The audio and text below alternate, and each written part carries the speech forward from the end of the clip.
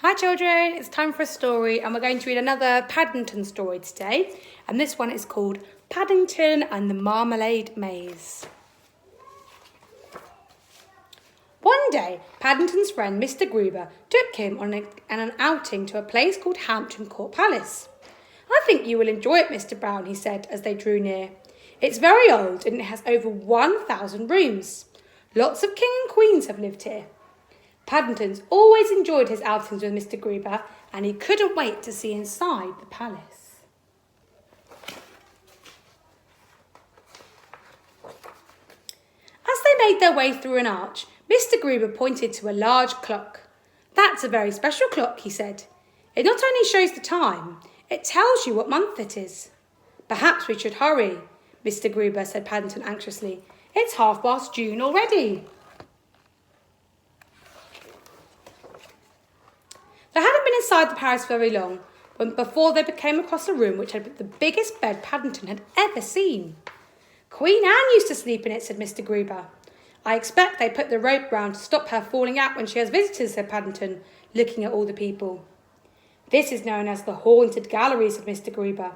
"They do say when Catherine Howard's ghost passes by, you can feel a cold draught." Paddington shivered. "I hope she's got a duffel coat on like mine," he said.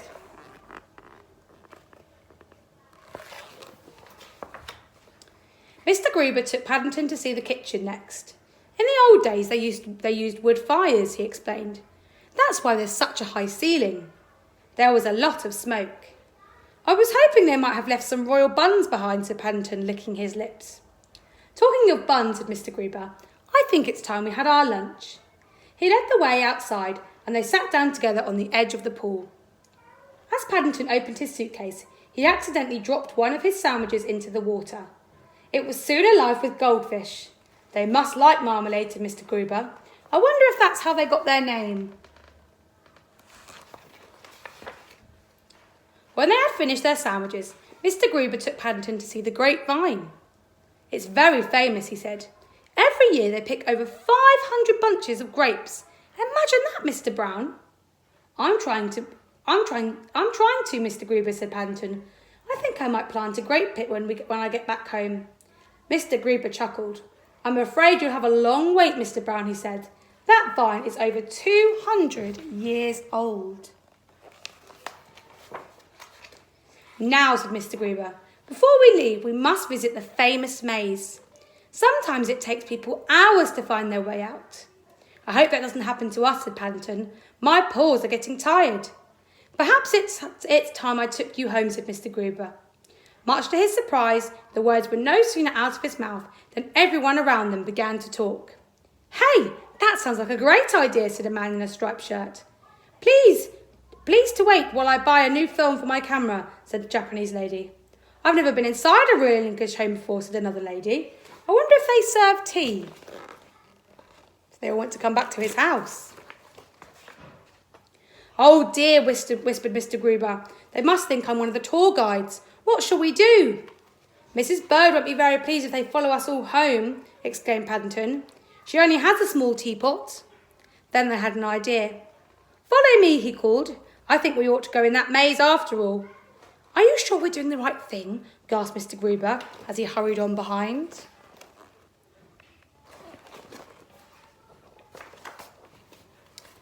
"Bears are good at mazes," said Paddington. "You need to be in darkest Peru. The forests are very thick."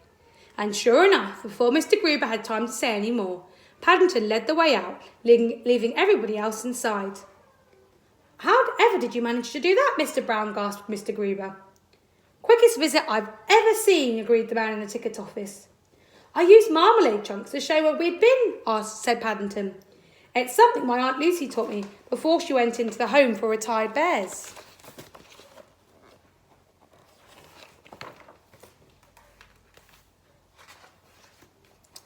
"But I thought you had eaten all your sandwiches," said Mr. Gruber.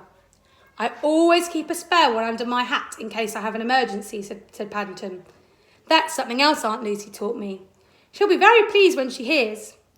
And he stopped at a kiosk to buy a picture postcard so that he could write and tell her all about his day out.